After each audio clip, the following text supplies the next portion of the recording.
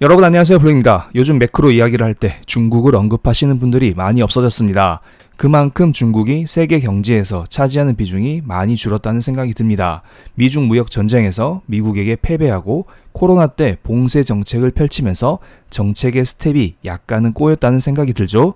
그렇지만 최근 들어 갑자기 중국 경제 이야기가 조금씩 나오고 있는데요. 좋은 소식으로 언급되는지 나쁜 소식으로 언급되는지 이것을 확인해 볼까요? 이것은 중국의 10년물 국채금리 차트인데요. 계속 떨어지더니 역사상 최저 수준을 기록한 상황입니다. 일반적으로 10년물 국채 금리에는 많은 것들이 내포되어 있습니다. 기본적으로 중국의 경제가 안 좋기 때문에 사람들이 주식이나 다른 투자 자산을 사는 게 아니라 안전자산인 국채에 대한 수요가 늘어나면서 국채 금리가 낮아진다고 보시면 됩니다. 그리고 중국의 물가 역시 떨어지고 있기 때문에 향후 금리 인하에 대한 기대감이 커지면서 선제적으로 국채 금리가 낮아진다고 보시면 되는데요. 경제 측면에서는 국채 금리가 오르락 내리락 하지 않고 이렇게 한 방향으로 쭉 내려오는 것은 매우 좋지 않습니다.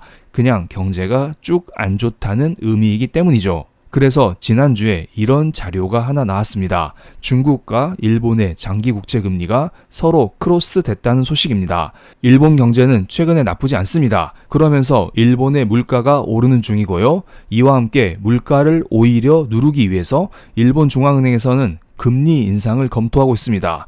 그래서 하늘색으로 표기된 일본의 장기 국채 금리는 상승하는 중이고요. 반대로 중국의 경제는 매우 좋지 않죠. 이와 함께 국채금리가 지속적으로 하락하는 중이고요.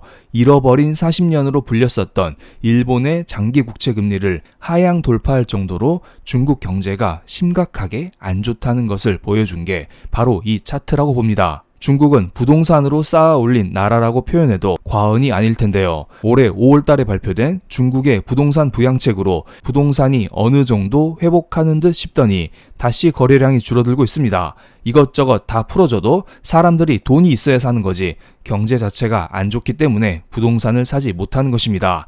그리고 한국과 마찬가지로 중국에서도 신축에 대한 수요가 꾸준히 있었는데요. 오른쪽 그래프에 하늘색 커브를 보시면 그동안 신축 부동산 가격은 부동산 경기 침체에도 불구하고 조금이나마 상승하고 있었습니다. 그런데 이번에 신축 가격 역시 아래로 하락해 버렸습니다. 진짜 중국의 경기 침체가 몰려온다는 생각이 듭니다. 많은 사람들이 이렇게 부동산이 부진해도 어차피 돈 풀면 다시 오를 수 있지 않냐 이런 말을 하긴 하는데요. 연도별로 아스팔트 장비 가동률을 비교해보면 2020년 코로나 이후 최저 수준을 기록하고 있고 좀처럼 올라갈 기미가 보이지 않습니다.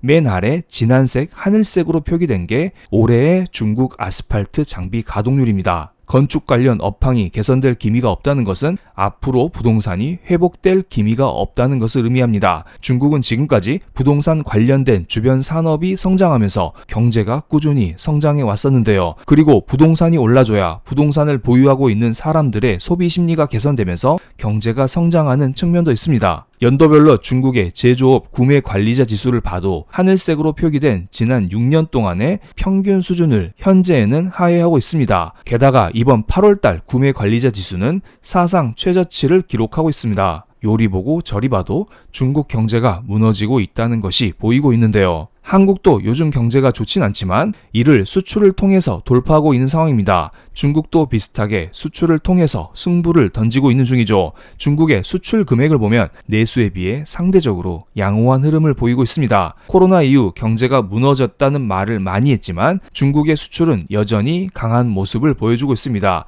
중국의 전기차가 전 세계적으로 잘 나가는 중이고 테무에서 가성비 상품을 잘 팔면서 메이드 인 차이나는 나름 잘 나가고 있습니다. 그렇지만 고금리의 여파로 세계 경제가 조금씩 둔화되고 있는 중입니다. 그리고 특히 중국산 제품에 대해 거부감을 표시하는 나라가 늘어나고 있습니다. 매년 여러 강대국들이 중국을 때려왔었는데요. 2024년 들어 때리는 강도가 더 세진 느낌입니다. 전기차, 배터리, 반도체, 바이오 등 여러 항목에 대해서 미국 중심으로 서구 나라들이 손잡고 중국을 때리는 중입니다. 중간에 보면 한국도 소극적으로 중국 수출 품목에 대해서 제재 조치를 발표했습니다. 한국까지 가세한 상황이니 전 세계적으로 그냥 중국을 때리고 있다고 보시면 됩니다. 또한 환율도 무시할 수가 없는데요. 몇 달 전까지만 해도 위안화 약세로 인해서 중국의 수출 경쟁력이 높아져 있었는데요. 지금은 오히려 위안화 강세 흐름이 나오고 있습니다. 이는 수출에 매우 불리한 상황으로 가는 중이죠. 위안화 환율 차트를 보면 위안화 환율은 그동안 높게 유지되면서 중국의 수출에 큰 도움을 주고 있었는데요. 하지만 최근 미국의 금리 인하 확률이 높아지면서 달러 약세와 함께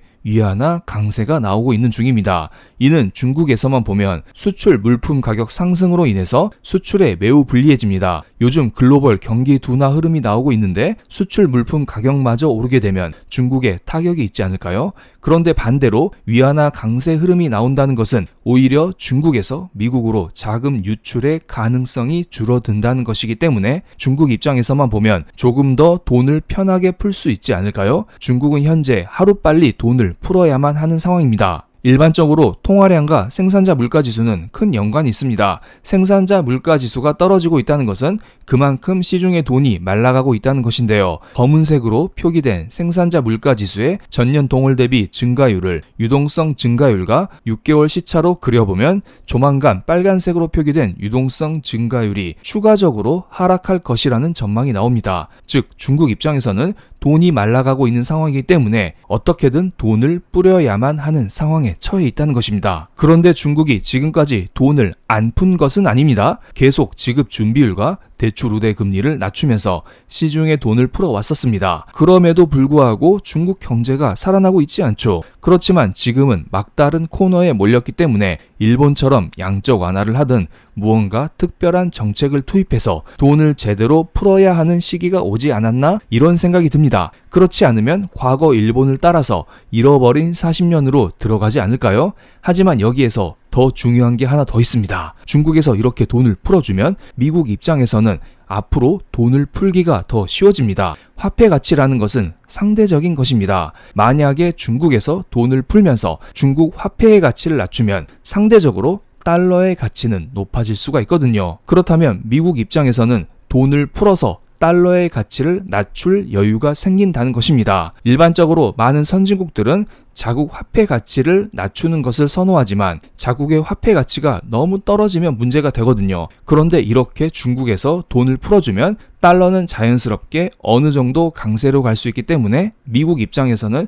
편하게 돈을 풀어서 편하게 달러를 낮출 수가 있는 것입니다. 그리고 지금 미국에서는 난리가 났습니다. 이번 연준회의 때 50bp 인하냐 25bp 인하냐 이것 가지고 싸우고 있었는데요. 이제는 50bp 인하를 당연하게 생각하는 모양입니다. 지금 현재 경제를 살리기 위해서는 B컷을 무조건 해야 되고 만약에 연준에서 25bp 인하를 하게 되면 경기 침체를 막을 수 없다는 분위기로 흘러가고 있습니다. 게다가 B컷도 성에 안 차서 미국의 민주당 상원 의원들은 75bp 인하도 주문하고 있다는 것입니다. 중국에서 돈을 앞으로 풀 수 있기 때문에 미국 입장에서도 이런 식으로 편하게 금리 인하를 하고 편하게 돈을 풀 수 있는 것입니다. 물론 기본적인 물가 레벨이 있기 때문에 엄청나게 편하게 풀진 않겠죠. 정말 세상이 요지경으로 흘러가고 있습니다. 오늘은 중국의 통화 정책을 점검해보고 앞으로 미국이 어떻게 흘러갈 수 있을지 이것도 함께 점검해 봤는데요. 제 영상이 마음에 드셨다면 구독, 좋아요, 알림 설정까지 부탁드리겠습니다. 감사합니다.